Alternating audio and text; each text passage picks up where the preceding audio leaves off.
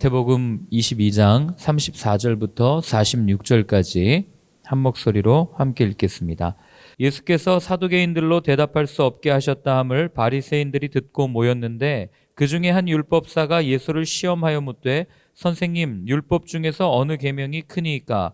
예수께서 이르시되 내 마음을 다하고 목숨을 다하고 뜻을 다하여 주 너의 하나님을 사랑하라 하셨으니 이것이 크고 첫째 되는 계명이요 둘째도 그와 같으니 내 이웃을 내 자신과 같이 사랑하라 하셨으니 이 두 계명이 온 율법과 선지자의 강령이니라. 바리새인들이 모였을 때에 예수께서 그들에게 물으시되 너희는 그리스도에 대하여 어떻게 생각하느냐? 누구의 자손이냐? 대답하되 다윗의 자손이니이다. 이르시되 그러면 다윗이 성령에 감동되어 어찌 그리스도를 주라 칭하여 말하되 주께서 내 주께 이르시되 내가 내 원수를 내 발 아래에 둘 때까지 내 우편에 앉아 있으라 하셨도다 하였느냐? 다윗이 그리스도를 주라 칭하였은즉 어찌 그의 자손이 되겠느냐 하시니 한마디도 능히 대답하는 자가 없고 그날부터 감히 그에게 묻는 자도 없더라. 아멘. 유대인들이 지키는 율법이 몇 개 정도 될 것 같습니까? 그들의 율법은 우리가 잘못 생각하면 10계명을 불려가지고 이렇게 수백 개로 만들어놨다고 생각할 수 있지만 창세기부터 신명기까지 주어져 있는 모세 오경이라는 책 안에 뭐뭐 해라, 뭐뭐 하지 말아라 하는 하나님의 명령을 이들은 율법으로 생각을 했습니다. 이게 몇 개가 있냐면 613개가 있어요. 어마어마하게 많죠. 자, 그 중에 248개는 뭐뭐 해라. 그리고 나머지 365개는 뭐뭐 하지 말아라 이렇게 돼 있는 거죠. 그러니까 외우기 쉽죠. 365는 365일 동안 하루에 하나씩 안 하면 되는 거고 248개를 하라고 하는 거는 인체의 이 신체 안에 있는 뼈의 개수가 248개래요. 저도 정확히 모르겠지만 그래서 그렇게 그냥 외우고 계시면은 잊어버리진 않을 것 같아요. 그런데 613개나 되는 율법이 있으니 이게 얼마나 어렵겠어요. 그래서 이들은 어떻게 했냐면 뭐뭐 해라 라고 하는 이 적극적인 명령은 굉장히 조금 더 뭐뭐 하지 말아라 하는 이 부정적인 명령보다 조금 더 중요한 것으로 생각을 했어요. 이들이 생각할 때. 왜냐하면 이건 해야 되는 거고 이건 하지 말아야 되는 거니까 해야 되는 게 조금 더 중요한 게 아니겠습니까? 라고 생각을 했습니다. 그래서 이들이 이렇게 중요도를 나눠 놓은 것을 가만히 생각을 해보면 왜 율법을 중요한 것과 중요하지 않은 것으로 나눠 놓았을까? 결국 거기에는 이 모든 것을 지킬 수 없다는 그들의 의중이 깔려 있다는 걸 알게 되는 거죠. 덜 중요한 걸 만들어 놓음으로써 중요한 것을 하면 덜 중요한 것은 조금 못해도 괜찮아 라고 생각하는 그들의 마음이 이 안에 깔려 있는 겁니다. 그래서 랍비들 사이에서 굉장히 중요한 게 무엇이었냐면 이 중요한 계명들 중에 어느 게 더 중요하냐를 가지고 논쟁하는 게 랍비들의 일상이었어요. 그래서 랍비마다 해석이 다르니까 어떤 사람은 이 율법이 더 중요하다, 어떤 사람은 이 율법이 더 중요하다라고 하면서 어떤 율법이 더 중요하냐, 이게 이 사람들의 가장 큰 이슈였다고 하는 거죠. 이런 생각을 가지고 예수님께 나와서 묻습니다. 34절부터 36절까지를 읽습니다. 예수께서 사두개인들로 대답할 수 없게 하셨다 함을 바리새인들이 듣고 모였는데 그 중에 한 율법사가 예수를 시험하여 묻되 선생님, 율법 중에서 어느 계명이 크니까? 아멘. 사두개인들이 이 부활 논쟁, 부활에 대한 예수님과의 대담을 통해서 예수님이 완전히 압승했다는 이야기를 바리새인들이 들은 겁니다. 그리고 나서 오늘 어떻게 합니까? 사두개인들이 대답할 수 없도록 하신 그 예수님 앞에 이들이 나아가요. 왜 그랬냐? 이들은 늘 마음속에 자신들이 사두개파 사람들보다 의롭고 자신들이 사두개파 사람들보다는 조금 더 낫다고 생각했기 때문에 지금 나아간 거예요. 우리가 그래도 저들보다는 율법을 조금 더 많이 알고 있지 않나 하는 그 우월감 때문에 나아갔을 겁니다. 이 바리새인들은 사두개파 사람들이 부와 권력에 올인하는 것을 너무 못마땅했고 그래서 새로운 세상을 만들어야 된다, 말씀 앞으로 가야 된다, 로마의 지배에서 벗어나려면 우리가 하나님의 율법으로 다시 회복되어야 되고 그 율법대로 살아야 하나님을 기쁘시게 해야 우리가 회복될 수 있습니다라고 주장했던 사람들이기 때문에 율법에 목숨을 걸고 있었던 사람들이고 그런 그 어떤 새로운 가르침, 이런 율법에 관한 신지식인이었기 때문에 대중들의 압도적인 지지를 받고 있던 사람들이 바리새파 사람들이었습니다. 그 중에 한 명이 와서 예수님을 시험하죠. 여러분 여기 나오는 시험이라는 단어는 우리가 예전에 그 마태복음 4장 읽을 때 나왔던 단어랑 똑같은 단어입니다. 그 단어가 무슨 단어입니까? 예수님을 시험할 때 썼던 단어예요. 그러니까 남의 의중을 이렇게 잘 봐가지고 그 사람을 음모하고 해하려고 하는 의도를 가지고 다가온 모습을 이 단어를 가지고 그대로 표현을 하는 겁니다. 그러면 이들이 어떤 의도로 나왔는지 분명히 드러나지 않습니까? 예수님을 넘어뜨리기 위해서. 우리가 그래도 사두개파 사람들보단 조금 낫지 않냐? 그래도 우리가 예수님을 이렇게 논쟁하면서 예수님을 조금은 흠을 낼 수 있지 않겠냐 하는 그런 마음과, 또 하나는 여러분 생각해 보세요. 율법 전문가라면 질문할 이유가 없어요. 그렇지 않겠습니까? 박사들은 질문을 해도 자기 스스로 자기의 논문을 가지고 증명해내는 사람들이 박사들이고 전문가들 아니겠어요? 그러니 굳이 예수님 앞에 나와서 질문할 수가 없어요. 우리가 누군가에게 질문한다는 얘기는 이 사람 질문하는 그 대상이 나보다 더 뛰어나다라고 인정하기 때문에 질문하는 거 아니겠어요? 나보다 전문가니까. 그런데 이들은 예수님을 자신들보다 더 훌륭한 랍비로 생각한 것도 아닌데 와가지고 질문한 거죠. 왜요? 넘어뜨리기 위해서, 함정에 빠뜨리기 위해서라고 하는 악한 의도를 가지고 왔다는 것을 우리는 알게 됩니다. 그래서 와서 무엇을 묻냐면 그렇게 말하죠. 선생님, 율법 중에 어느 계명이 큽니까? 이걸 묻는 거예요. 방금도 말씀드렸지만 이들은 율법 전문가, 성경 전문가인데 이렇게 나와서 묻는다고 하는 것은 참 답답한 거죠. 그리고 본인들이 율법 전문가라고 그렇게 말하고 다녔다면 구약 성경에서 그토록 예언되어져 있는 사두개파 사람들이야 모세오경만을 정경으로 봤으니까 모를 수 있다 쳐요. 그러나 바리새인들은 이 예언서와 모든 성경을 꿰고 있던 사람들이거든요. 역사서를 꿰고 있던 사람들이라고요. 그러면 그 안에 예표되어 있는 메시아 그리스도가 누구신지를 분명히 알고 있었던 사람들인데, 머리로 알고 있는 그 메시아가 지금 내 눈앞에 서서 우리와 말을 하고 있는데도 모르고 있는 거예요. 왜 그럽니까? 둘 중 하나죠. 멍청하거나 아니면 자기 안경을 끼고 성경을 해석했거나. 그러니 내가 원하는 내 입맛에 맞지 않는 그런 그리스도의 모습이 앞에 나타나니 믿으려고 하지 않는 이들의 악한 모습이 여기에서 드러나는 겁니다. 여러분, 그렇기 때문에요, 내 편견에 사로잡혀서 그런 편견에 사로잡힌 지식 그리고 아집으로 뭉친 기준이 얼마나 우리의 삶을 피폐하게 하고 얼마나 이 위험한지 몰라요. 이렇게 살아가는 사람들의 특징이 뭔지 아세요? 세상에 자기만 옳아요. 다른 사람들은 보이지 않아요. 다른 사람들이 옆에서 아무리 이야기해도 그건 그냥 뭐 짓는 소리일 뿐 나는 내가 옳아 그리고 살아갑니다. 여러분, 교회가 이렇게 하다가 큰 코 다친 적이 있어요. 교회는 절대적으로 옳아. 다른 사람들의 말은 들을 필요가 없어. 아마 여러분 많이 보셨을 거예요. 이런 생각을 가지고 자행했던 일이 종교 재판이었어요. 자기들의 생각에 맞지 않으면 이거는 이단이야, 이건 마녀야 이러면서 화형시키고 말이에요. 그리고 또 여러분들이 잘 아는 천동설과 지동설, 잘 알지 않습니까? 성경 어디에도 천동설을 주장하는 게 없어요. 그런데 이 사람들은 자기들이 만들어 놓은 전통, 자기들이 생각해온 경험, 이걸 가지고 이게 절대적으로 옳아라고 하는, 하나님께서 만드신 세상을 자세히 관찰하거나 살펴보지도 않고 그냥 자기들의 아집대로 말했다가 오늘날 어떤 일이 일어납니까? 그런 실수들 때문에 오늘날 교회가 얼마나 우스워졌냐고요. 여러분, 우리가 살아가면서 지금 내 인생이 내 기준으로 잘 사는 것 같이 느껴지고 나만 옳은 것 같이 느껴지십니까? 그런데 내 삶을 가만히 돌아보면 내 주위에 아무도 사람이 없고 내 주위의 사람들이 힘들어한다면요, 여러분, 우리는 멈추어 서서 생각해야 돼요. 내가 틀린 건가? 라는 질문을 던질 수 있어야 됩니다. 근데 이걸 잘 인정 못해요. 아니, 안 하려고 합니다. 이거 인정하면 내 삶이 무너질 것 같거든요. 이 바리새인들이 딱 그랬어요.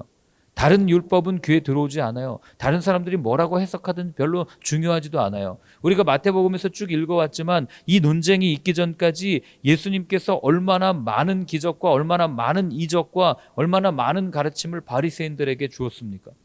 그리고 나서 우리가 이제 나중에 읽을 23장에 가면 예수님이 보다 못해 바리새인들에게 7번의 화를 선언하시는 것을 우리가 알고 있지 않습니까? 그러니 예수님께서 아무리 가르쳐 줘봐야 이들은 귀가 꽉 막혀 있는 거예요. 듣질 않는 거예요. 우리의 선조들이 이렇게 해석해 왔는데, 우리가 이렇게 믿어왔는데, 우리가 이렇게 이 전통을 가지고 왔는데, 내 경험이 이런데, 내 기준이 이런데 하면서 예수님께서 제시하신 새로운 가르침, 새로운 기준은 그냥 무시해버리는 이런 모습을 이들이 보이는 거죠. 그래서 자기들의 기준을 가지고 사람을 정죄하기 바쁜 겁니다. 이런 이들에게 예수님께서 아주 명쾌하게 답을 주세요. 37절부터 40절까지 같이 읽겠습니다. 예수께서 이르시되 내 마음을 다하고 목숨을 다하고 뜻을 다하여 주 너의 하나님을 사랑하라 하셨으니 이것이 크고 첫째 되는 계명이요 둘째도 그와 같으니 내 이웃을 내 자신과 같이 사랑하라 하셨나니 이 두 계명이 온 율법과 선지자의 강령이니라. 아멘. 자, 예수님께서 와서 질문을 하는데 이들이 얘기해요. 어느 계명이 제일 큽니까? 그러면 예수님께서 만약에 이 613개의 계명 중에서 이게 제일 크고 중요해 라고 얘기했다면 나머지 612개는 별로 중요하지 않아 라고 자동적으로 인정하는 거잖아요. 어쩌면 율법학자는 이 대답을 원했는지 모르겠어요. 그리고 나서 반격할 거를 준비하고 있었겠죠. 이거라고 얘기하면 나머지는 어떻습니까? 또 이거라고 얘기하면 다른 것들은 어떻습니까? 그런데 예수님은 그렇게 하지 않으세요. 뜻밖의 대답을 하십니다. 어떤 대답을 하냐면 첫 번째로는 신명기 6장 5절의 말씀, 여러분 잘 아실 거예요. 신명기 6장이 쉐마 이스라엘, 이스라엘아 들으라 이렇게 시작하는 말씀인데, 너희는 마음을 다하고 뜻을 다하고 목숨을 다하여 주 너의 하나님을 사랑하라. 유대인들이 하루에도 몇 번씩 암송하는 말씀이었습니다. 그러니 이들이 들을 때 너무나도 당연한 얘기인 거예요. 하나님을 사랑해라. 그리고 여기에 나오는 마음과 뜻과 목숨을 다해서 이걸 사랑해라라는 게 우리의 마음, 생명, 이걸 나누라는 얘기가 아니라 그냥 전 인격적으로 모든 인격이 하나님을 사랑하라라고 말하는 거죠. 내 영혼과 마음이 분리될 수 없고 내 몸과 영혼이 분리될 수 없잖아요. 그러니 그거를 들은 이 바리새인들, 율법학자들은 토달 게 하나도 없는 거예요. 하나님을 사랑하는데 무슨 얘기를 하겠습니까? 그리고 두 번째로는 예수님이 뭘 말씀하시냐면 레위기 19장 18절에 있는 것처럼 내 이웃을 내 자신, 내 몸과 같이 사랑해야 된다라고 그렇게 이야기를 합니다. 율법을 아우르고 있는 행함에 대한 큰 테두리가 이웃사랑이라는 걸 이들도 알고 있었어요. 그러니 마가복음 본문에 보면은 선생님 옳습니다 이렇게 말하는 그 바리새인 율법학자들도 있다는 것을 우리가 알게 되는 거죠. 그러니까 누구도 부인할 수 없는 두 가지 답을 예수님께서는 한 번에 정확하게 말씀해 주신 거예요. 하나님을 사랑해라. 그리고 그와 같이 이웃을 사랑해라. 우리가 여기서 알 수 있는 건 뭐냐면 바리새인들은요, 하나님께서 주신 율법을 이거 해라, 저거 하지 말아라 라고 하는 어떤 우리의 행동의 기준으로 생각을 했는데, 예수님께서는 그 해라 하지 말라의 개념으로 율법을 해석을 해주신 게 아니라 하나의 단어, 공통된 단어가 뭡니까? 사랑이죠. 사랑으로 해석을 해주신 거예요. 이게 무슨 얘기냐면 율법은 규칙이 아니라는 거예요. 율법은 이거 하고 저거 하고 하는 어떤 기준이 아니라는 거예요. 예수님께서 알려주신 율법에 대한 해석, 율법에 대한 정의는 율법은 사랑이라고 말씀해 주신 거죠. 그러니 우리도 하나님의 말씀을 읽을 때 끊임없이 이 율법적 기준을 나만의 기준을 가지고 그리스도인은 이렇게 해야 돼, 그리스도인은 이런 식으로 살아야 돼, 이거는 해서는 안 돼라고 너무나도 쉽게 우리는 우리만의 기준을 만들어서 정죄하지만, 그러나 주님이 원하시는 말씀을 대하는 태도는 그리스도인이기 때문에 이걸 하고 이걸 안 하고가 아니고 그리스도인이기 때문에 하나님을 사랑하고 이웃을 사랑하는 삶, 이게 예수님께서 우리에게 알려주신 율법의 해석 기준이라는 거예요. 근데 오늘날에도 보면은 우리는 너무나도 기준을 쉽게 만들어버려요. 왜 그런지 아십니까? 기준이 있어야 편해요. 기준이 있어야 내가 이거 안 하면 돼, 이거 하면 돼. 너무나도 쉽게 우리는 신앙생활을 할 수 있거든요. 여러분 막말로 가가지고 사랑해라, 원수를 사랑해라, 이게 쉽겠습니까? 절대 쉽지 않아요. 내 오른뺨을 때리는 사람을 가가지고 왼뺨을 돌려대면서 사랑해라, 이거 너무 싫잖아요. 그런데 우리는 그런 사랑을 하라고 예수님이 알려주시고 본인이 보여주셨다고요. 그렇기 때문에 우리에게 주어진 의무, 우리에게 주어진 책임은 너 이거 그리스도인으로 이렇게 살면 안 돼 라고 얘기하는 것이 아니고 그냥 가서 그 사람을 안고 품는 거예요. 그리고 그 율법적 기준은 그냥 나에게만 적용하면 돼요. 이 바리새인들의 가장 큰 문제는 하나님이 주신 율법을 기준으로 만들어 놓고 이거 하는 사람과 안 하는 사람으로 구분지어서 하는 사람은 굉장히 의로운 사람이고 하지 않는 사람은 굉장히 불의한 사람으로 정죄했다는데 가장 큰 문제가 있었다는 거죠. 그걸 예수님께서 나중에 마태복음 23장에서 이야기를 하십니다. 그러니 여러분, 사랑 없는 율법은 율법 자체가 아닌 거예요.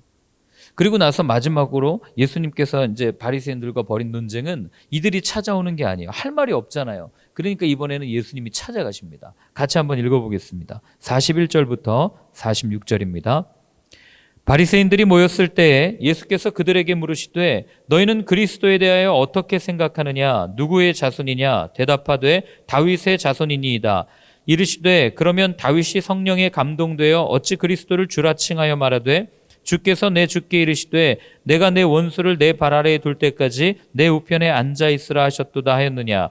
다윗이 그리스도를 주라 칭하였은즉 어찌 그의 자손이 되겠느냐 하시니 한마디도 능히 대답하는 자가 없고 그날부터 감히 그에게 묻는 자도 없더라. 아멘. 이번에는 예수님이 먼저 찾아가셔서 자신이 누구신지를 분명하게 좀 알려주고 싶어 하십니다. 그래서 물어요. 너희는 그리스도를 누구라고 생각하느냐?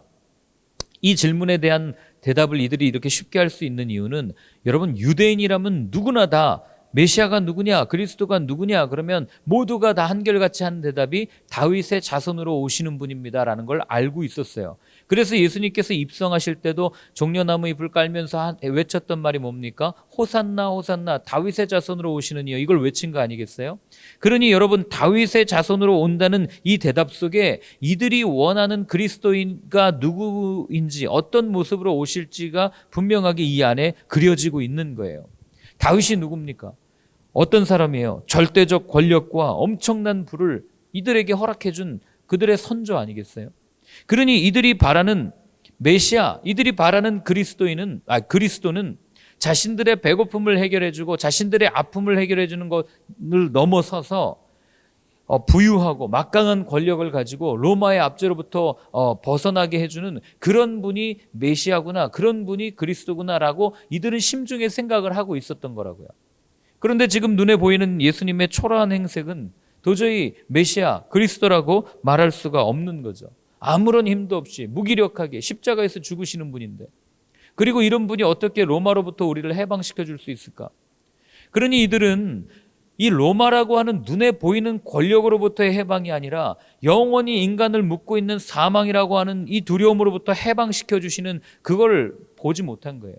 그걸 해방시켜 주신 사건이 나사로를 살린 사건이거든요.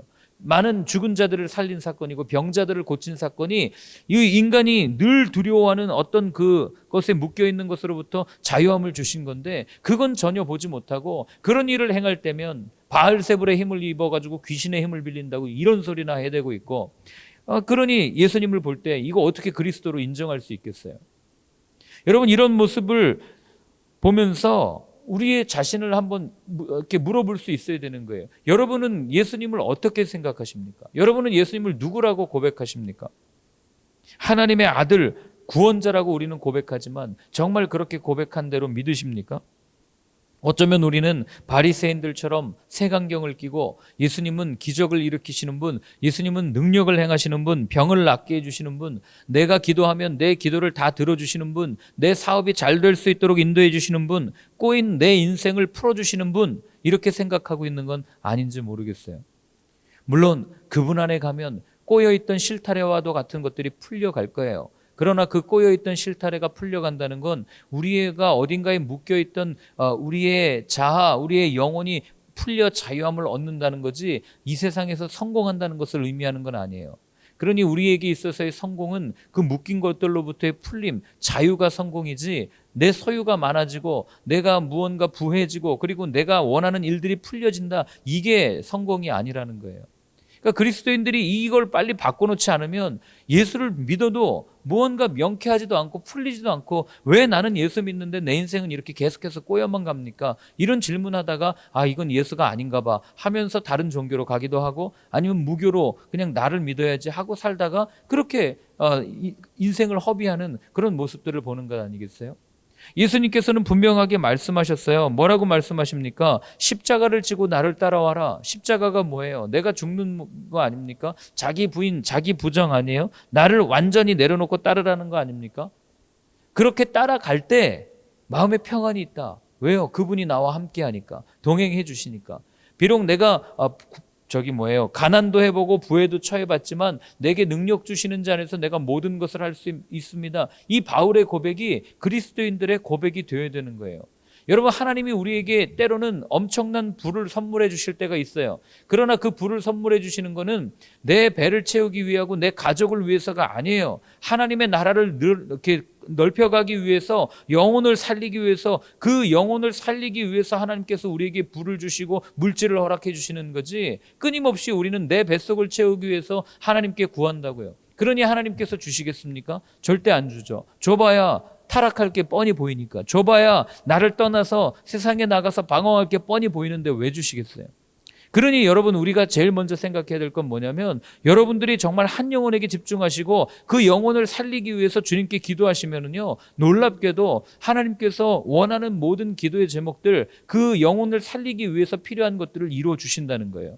제가 예전에 어떤 간증을 들었냐면, 하나님께서 내게 구한, 내가 정말 좀 이렇게 잘 살게 해달라고 기도했는데 하나도 들어주시지 않았다는 거예요, 이분이. 그러면서 자기가 놀라운 경험을 했는데, 자기 직장에 자기가 이제 사업체에 직원이 있는데 너무 이 사람이 좀 못된 거예요. 그래서 이 사람을 좀 예수님을 소개시켜줘야 되겠다 해가지고 몇 년을 기도했어요. 그런데 처음에는 씨알도 안 먹히는 거예요. 무슨 예수예요 하면서, 사장인데도 막 너무 우습게 여긴다는 게, 잘해주니까. 그러니까 이분이 시험 들어가지고, 이거 예수 이거 믿어봐야 뭐 되는 것도 없고 회사는 어려워지기만 하고, 그래도 어떻게 해야 되지? 그래도 이분이 결정한 게, 내가 회사가 망할지라도 이 사람 내가 살려야 되겠다, 이 생각을 한 거예요. 그리고 이 사람을 놓고 기도하면서 계속해서 온 거죠. 근데 놀라운 거는요, 이분이 그런 고백을 해요. 제가 돈이 필요해가지고 하나님한테 구할 때는 한 번도 주시지 않았는데, 이 사람 살리려고, 하나님 내가 이 사람 살리려고 하는데 좀 도와주십시오 하면, 그 사람을 위해서 했던 모든 기도, 그 사람을 예수님께로 인도하기 위해서 했던 기도는 다 들어주셨다는 겁니다. 뭐 물론 그분도 그렇게 늘 그 영혼에게 관심이 있고 했기 때문에 그런 게 보였겠지만, 여러분, 우선순위가 바뀐 게 보이십니까? 이게 그리스도인의 삶이어야 되는 거예요. 예수님은 마태복음에서 그걸 계속해서 이야기하고 있는 겁니다. 우리가 그동안 계속해서 여러 가지 논쟁들을 살펴봤는데, 마지막으로 같이 생각해 보고 싶은 거는요, 제가 예수님과 바리새인, 사두개파 사람들, 그리고 이 율법학자, 이 사람들과의 논쟁을 살펴보면서 굉장히 뭐라 그럴까요? 예수님을 더 좋아하게 됐어요. 이유는 한 가지입니다. 이 사람들이 와서 시험을 해요. 예수님을 계속 시험했잖아요. 그리고 와서 의심도 합니다. 그리고 쓸데없는 질문도 하고 예수님을 넘어뜨리는 질문도 해요. 그런데 우리가 읽어온 21장, 22장의 본문에서 예수님이 단 한 번도 화를 내신 적이 없어요. 한 번도. 그리고 그 질문에 아주 친절하게 다 답을 해 주신 거예요.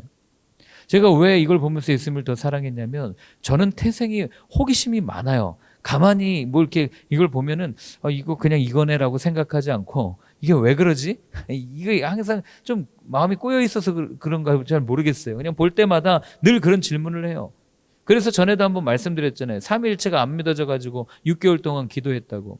그러니 이 말씀 읽다가도 저는 성경 이렇게 정리하다가도 안 되면 그냥 하나님한테 물어요. 뭐 주석서를 보고 뭘 봐도 명쾌하게 풀리지가 않기 때문에 하나님께 묻죠.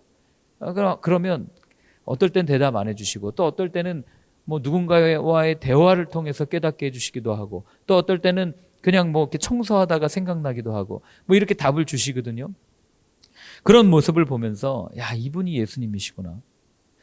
예수님 앞에는 물어보지 못할 게 아무것도 없는 분이구나. 이 마음이 어제 이렇게 딱 오면서 큰 위안을 받았습니다. 여러분, 살면서 우리가 묻고 싶은 게 얼마나 많아요. 해결되지 않는 이 고민들이 얼마나 많습니까? 그런 고민들을 가지고 사람에게 이야기해봐야 답 안 나옵니다. 여러분이 깊은 기도의 자리에 가서 예수님께 한번 물어보세요. 이렇게 예수님 앞에 시험하고 예수님께 넘어뜨리려고 나와왔던 사람들조차도 예수님께서 이렇게 다 상세하게 답을 해주신다면, 여러분, 당신의 자녀인 우리가 예수님 앞에 나와서 묻는다면 어떻게 답하시겠어요? 설마 넌 그것도 몰라, 너는 신앙생활한 지가 몇 년이 되었는데 그것도 몰라, 이렇게 얘기하시겠습니까? 아니에요. 신앙생활하면 우리보다 이 바리새인들이 더 오래 했던 사람들이었어요. 사두개파 사람들은 성전에서 그냥 나가지고 성전에서만 살았던 사람들이에요.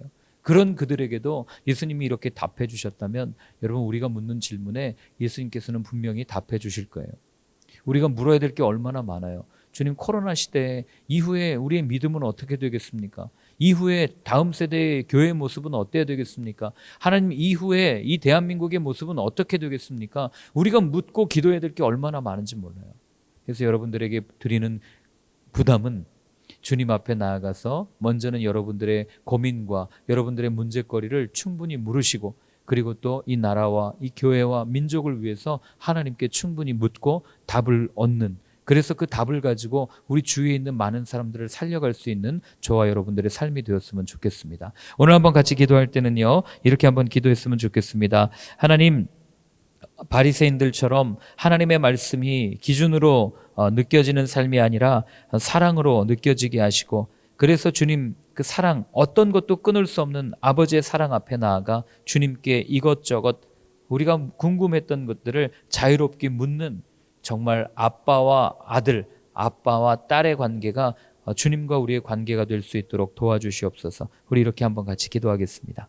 하나님 아버지 하나님, 정말 주님을 내가 어떻게 생각하고 있었는지 깨닫게 됐습니다. 주님은 내가 걸음마를 할 때부터, 내가 말을 시작할 때부터, 아니 그 이전부터 나를 지켜주시고 보호해 주셨던 분이심을 내가 압니다. 주님을 향해 어떤 것도 묻지 못할 것이 없고 어떤 것도 하나님 앞에 말하지 못할 것이 없음을 압니다. 주님, 정직하고 솔직하게 내가 겪고 있는 여러 가지 문제와 고민들을 주님 앞에 내어놓을 수 있도록 도와주시고, 하나님, 그렇게 질문할 때 외면하지 않는 아버지가 아니라 오늘 바리새인들에게 답하셨던 것처럼 하나하나 알려주시는 그 주님의 음성을 들으며 기쁨으로 우리의 삶을 살아가는 저희 모두의 삶이 될 수 있도록 주님 도와주시옵소서.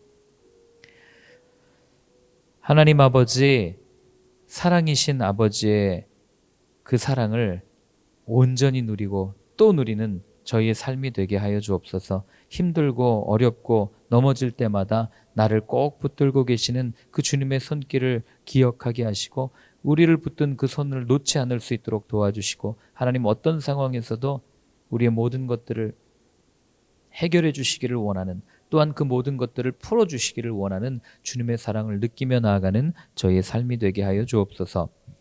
이제는 우리 주 예수 그리스도의 크신 은혜와 하나님 아버지의 사랑과 성령의 인도하심이 주님의 말씀을 다시 한번 사랑으로 받아들이고 또 그 사랑 안에 거하며 그 사랑을 전하겠다고 다짐하는 모든 분들 머리 위에 이제로부터 영원까지 늘 함께하여 주옵시기를 간절히 축원하옵나이다. 아멘.